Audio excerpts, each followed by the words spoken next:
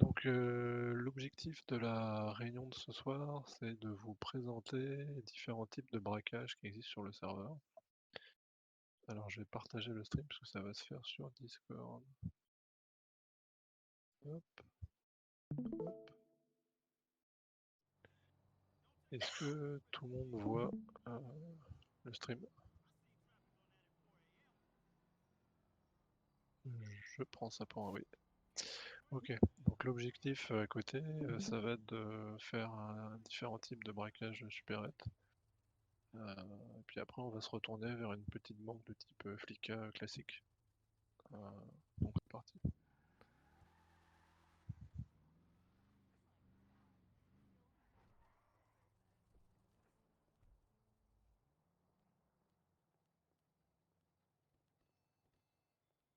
Alors il y a différentes méthodes de braquer en fait une supérette.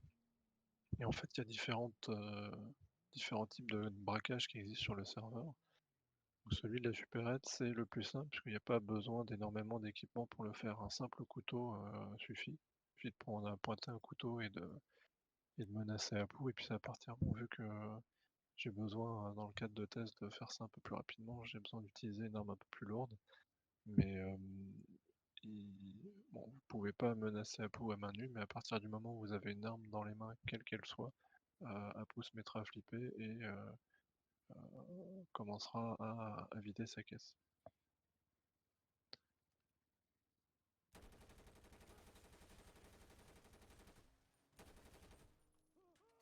C'est même plus un braquage là. Donc là, on lui a fait comprendre que effectivement on rigolait pas. Et donc il va commencer à ouvrir sa caisse et puis nous filer la thune. Ce qu'il faut savoir, c'est que la thune qui va filer, du coup, c'est de l'argent propre. Mais il n'y en a pas énormément puisqu'on est dans une caisse de supérette. Donc faut pas s'attendre à ce que le mec il claque 20 000 $ comme ça. Donc il va balancer quelques petits sacs. Donc pour info, en fait, là quand on en prend un, on voit qu'on a à peu près 255 $. Donc c'est pas avec Apu qu'on va se refaire très clairement.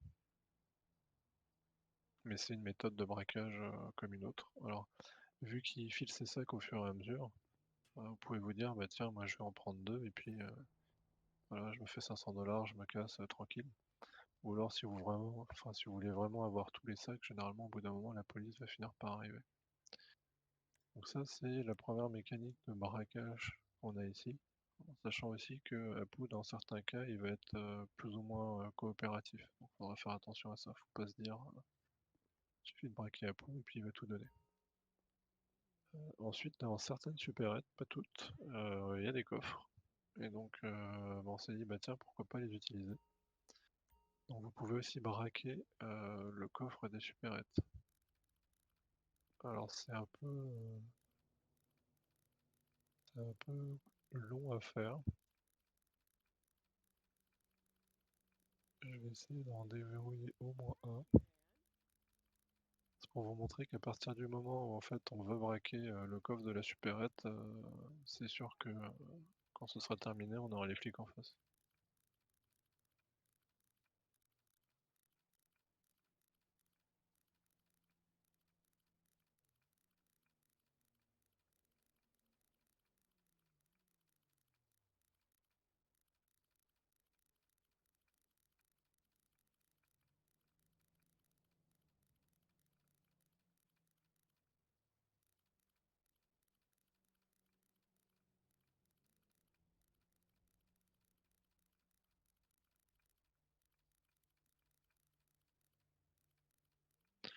Un peu comme dans la réalité, s'il y en a qui sont déjà amusés à ouvrir ce genre de coffre, l'objectif c'est d'entendre la, la douille de l'autre côté qui se met dans l'axe.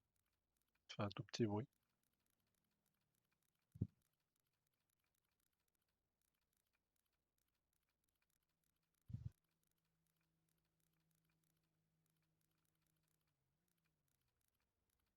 On voit que t'as de l'entraînement en tout cas, t'es là. Ça, avec l'âge, Lambert, tu perds un peu Ouais, l'émission. oui, alors c'est ce que je me dis, hein. Ah, on entend des petits bruits. Voilà, donc là j'en ai verrouillé un. Vous voyez qu'il y en a 6 à verrouiller, donc Ça va prendre un temps assez important. Donc à partir du moment où vous avez ouvert le coffre, vous trouverez des tas de trucs rigolos à l'intérieur, pas forcément de l'argent. Et donc ça vous permet de faire un braquage solide à partir du moment où vous voulez vous attaquer au coffre. Donc encore une fois, plusieurs stratégies. C'est soit vous décidez de vous faire un petit peu de maille et vous braquez la caisse enregistreuse. Et là, il faut prier qu'il n'y ait pas un flic qui patrouille à côté, parce qu'à partir du moment où vous rentrez, ils vont avoir votre photo. Ils vont savoir qu'il y a quelqu'un qui est en train de braquer et qui braque, puisqu'il y a des caméras de sécurité. Ici par exemple. Et je crois qu'il y en a, voilà, il y en a une autre là. Donc ça c'est pour la mécanique braquage supérette. Donc qu'à chaque fois plus on prend de risques et plus on gagne. Maintenant on va se faire une petite flicker.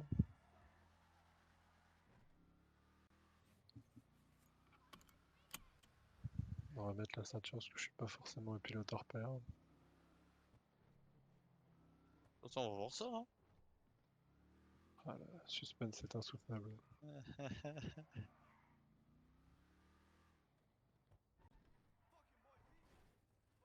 Ouf, ouais. T'habilles jusqu'à la fin. Alors donc là, même chose, vous avez un banquier. Alors là, le niveau de difficulté il augmente un peu plus parce que sa vitre elle est blindée.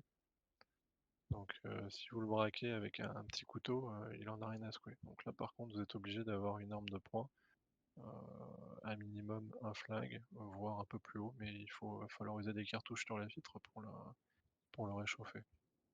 Lui, vu que tout est légal en fait dans la banque, à partir du moment où il va vous fournir quelque chose, ce sera forcément de l'argent marqué, donc de l'argent illégal. En sachant que lui, à partir du moment où vous braquez le comptoir, il vous donne beaucoup plus que dans le cadre d'une supérette, et il se peut parfois qu'il vous donne autre chose que de l'argent. Donc faut être attentif et chanceux. Typiquement, on va essayer de lui refaire le visage.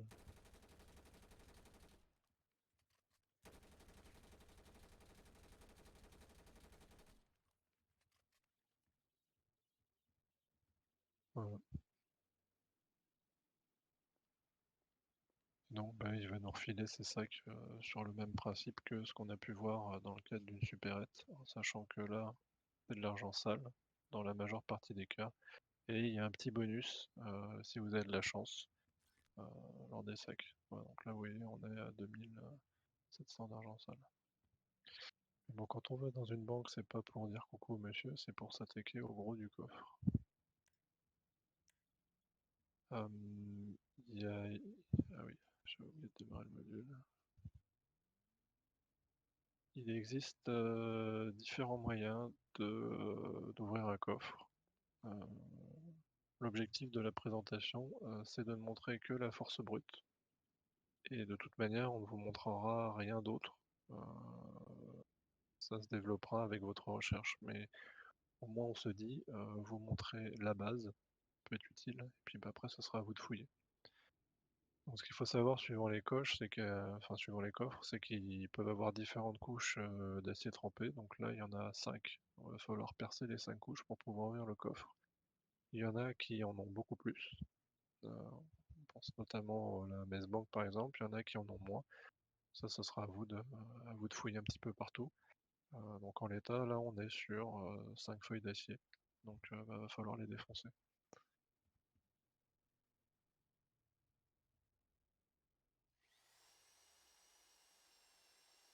Alors, dans le cadre de la présentation, on a accéléré grandement la vitesse de perçage.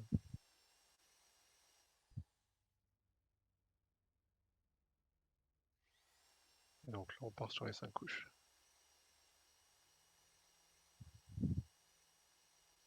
Ah, il y a Bogdanou qui veut une invite Discord, si vous pouvez la fournir. Donc après, ce qu'il faut savoir aussi, c'est que la perceuse que vous utilisez, elle n'est pas indestructible. Donc il se peut que pendant que vous perciez, vous pétiez la mèche par exemple.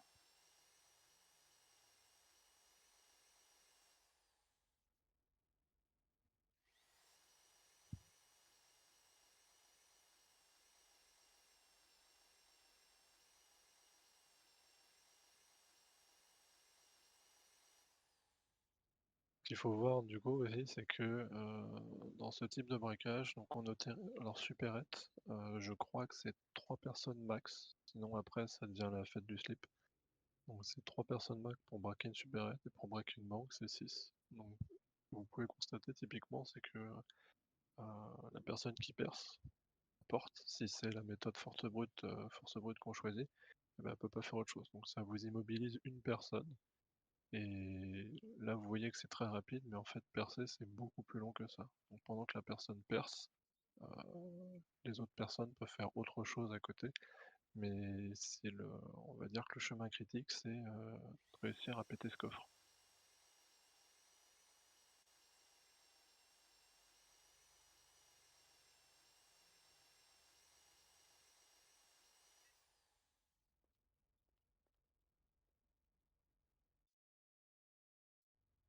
Donc là, vous avez réussi à ouvrir le coffre. Alors, il y a une sécurité qui fait qu'au bout d'un moment, le coffre, il va se refermer tout seul. Donc c'est le timer que vous voyez en bas.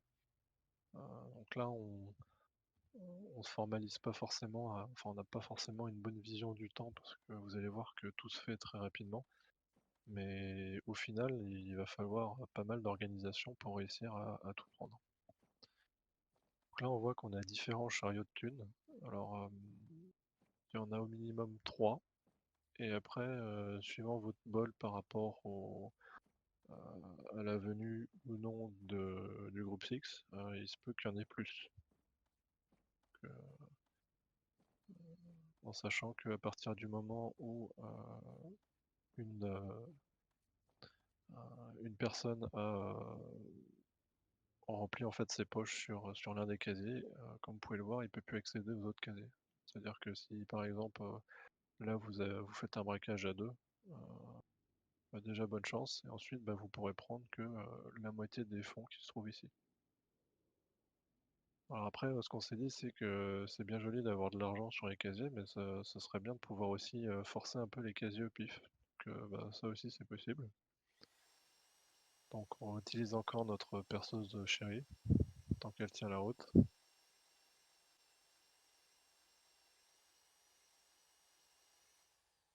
Et là par contre c'est de l'amuse-bouche, c'est-à-dire que voilà, typiquement j'ai du bol, je suis tombé sur un casier où il y avait 1000 $, 1015 $ d'argent propre. Mais suivant la chance que vous aurez, vous pourrez découvrir d'autres choses à l'intérieur de ces coffres. Donc il y en a un ici, casier qu'on peut forcer, et il y a un ensemble de casiers de l'autre côté qu'on peut également forcer. Et pour ça, il faut passer cette petite porte. Alors, comme je vous l'ai dit au début, l'objectif ici c'est d'y aller force brute. Donc, ben, quand on veut y aller force brute, ben, on y va force brute. Alors, je crois qu'elle est armée. Ouais. Voilà, donc là c'est, pour ceux qui connaissent un peu le métier, c'est une bombe thermite. Donc ça chauffe à 7000 degrés, donc ça fait tout fondre. Alors c'est très chaud, donc il se peut que parfois ça crame la moquette, ça délance, enfin ça lance un incendie. Et si vous vous rapprochez trop, même chose, vous pouvez cramer, brûler et vous transformer en torche humaine. 7000 degrés, ça pardonne pas, faut faire attention. Donc encore une fois, là aussi, là, on a une bombe thermite en mode présentation, donc elle fait fondre le métal très vite. Euh, Dans la réalité, dans le jeu à la release, ça mettra beaucoup plus de temps. Donc maintenant qu'on a pété la porte, eh ben, on peut avoir accès à 3 autres casiers. Donc suivant les personnes que vous avez dans votre groupe, ben, il y a quelqu'un d'autre qui devra prendre un chariot, puis encore un autre, puis encore un autre. Donc, encore une fois, beaucoup d'organisation. Et pendant que les gens pouillent les casiers, enfin pouillent les chariots, vous pouvez vous réattaquer à un autre casier ici. Donc, toute la difficulté, c'est de réussir à trouver moyen de péter la porte ou un autre moyen que celui qui serait présenté. Donc là, voilà, on a trouvé 4 bouteilles de Grand Cru, là, un bon Bordeaux. Donc voilà, ça fait plaisir. Et puis on a récupéré aussi 937 $ d'argent propre. Donc voilà tout ce que on voulait vous présenter sur les braquages de manière générale. Enfin, du moins les braquages de banque. On ne présente pas la Maze Bank parce que ça va être encore plus rigolo. Et pour nous, ça ne fera pas partie de présentation particulière. On voulait juste vous montrer au niveau de la supérette et des petites banques comment ça fonctionne. Sachant qu'il y aura d'autres types de braquages qui seront présentés plus tard. Voilà, je ne sais pas si vous avez des questions par rapport à ça.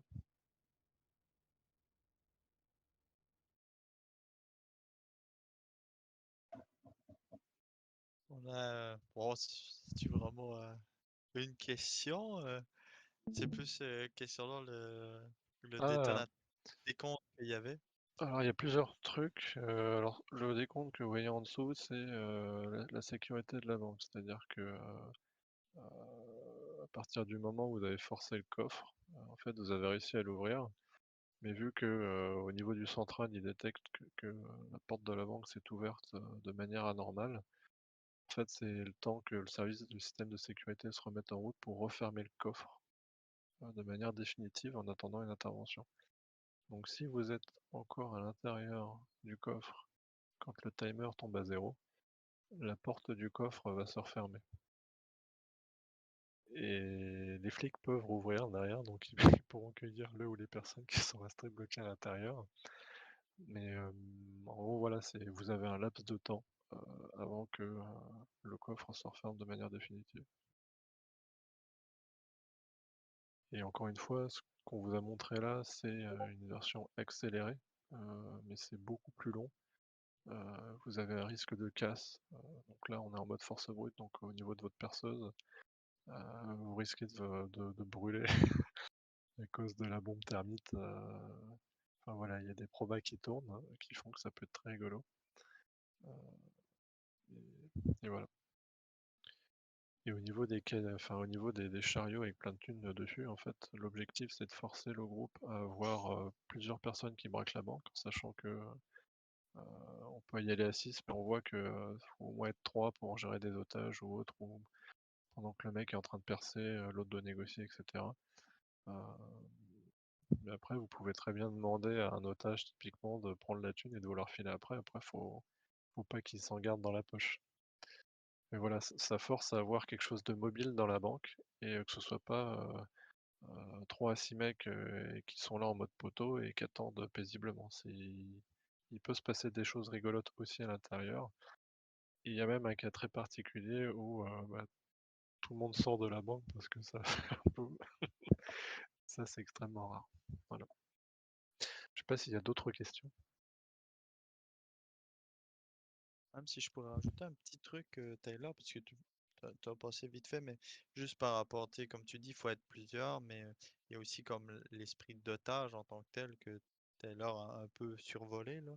C'est plus dans le contexte où vous faites quand même un braquage de banque, donc c'est sûr, s'il y a une personne qui arrive là tout seul, pas d'otage, ben, faut quand même s'attendre à ce que les policiers vont rentrer, quoi. Je veux dire, Donc, c'est... alors, ce qu'il faut savoir aussi, et ce qu'on n'a pas montré, c'est vrai que je rebondis sur ta remarque, Lambert, c'est qu'à partir du moment où il commence à y avoir un braquage, les caméras de sécurité, vous pouvez les péter, il n'y a pas de souci. Mais avant de les péter, elles auront quand même le temps de voir qui était rentré. Et donc, cette tronche-là va être envoyée à la police. Donc, si les caméras voient qu'un mec dans la banque qui est en train de percer sa tôle tranquillou, bah, les flics, oui, comme tu le dis, Lambert, ils vont pas se gêner. Donc, Non, clairement, un braquage de banque tout seul, c'est bon courage. ouais. Puis je rajouterais juste un petit bémol aussi. Il y a aussi l'aspect de masqué et non masqué qui va jouer là-dedans, bien évidemment. Ouais. Mais, euh, mais voilà, c'est sûr, si vous arrivez non masqué à vouloir faire un braquage de banque, ben, malheureusement pour vous, il risque d'avoir des problèmes qui vont suivre. Parce que voilà, c'est la sécurité avant tout qui embarque et ils peuvent le voir par la suite. Mm. Sachant que, je sais pas si vous avez lu les règles, mais on reste quand même sur un certain niveau de fair play, c'est-à-dire que les flics ne rentreront pas s'ils détectent une menace. Euh, à partir du moment où, du côté des braqueurs, ça joue fair play, les flics seront obligés de jouer fair play aussi. Par contre, si les braqueurs font n'importe quoi, ben, du coup, ça peut enclencher du n'importe quoi aussi de l'autre côté. Mais on reste toujours, autant que faire se peut, fair play, que ce soit d'un côté comme de l'autre. Donc vous attendez pas des flics qui viennent à la mitrailleuse tirer partout dans la banque si le truc a été propre. Sinon, le flic il aura des petits soucis juste après. Oh, je vais me faire plaisir. Oh là, Euh, je vais me faire plaisir, si c'est ça. Je pense que non, mais je pense que c'est clairement, tu l'as très bien dit tout à l'heure, c'est une question de fair play, que ce soit d'un côté comme de l'autre. Faut qu'il y ait un respect mutuel qui soit fait. On sait que les braquages de banque et supérettes, c'est pas comme à la réalité parce qu'il y a beaucoup de variantes qui peuvent arriver, des trucs. La création humaine est quand même astronomique sur les possibilités à faire lors d'un braquage, mais ça reste qu'on essaie de trouver une trame où les gens, que ce soit policiers et braqueurs, aient tous les deux du plaisir, un amusement, puis voilà, on profite d'une scène RP auquel il peut avoir lieu, qu'ils perdent ou qu'ils gagnent, au moins ils ont passé un bon moment, c'est ce qu'on essaie de faire en sorte le plus possible. Mmh. Mais je pense que ça va avoir un gros rôle, ça va être surtout la communauté en tant que telle qu'on va avoir, plus que les scripts en tant que tels, même si elle aide pour ça, quoi. Mmh.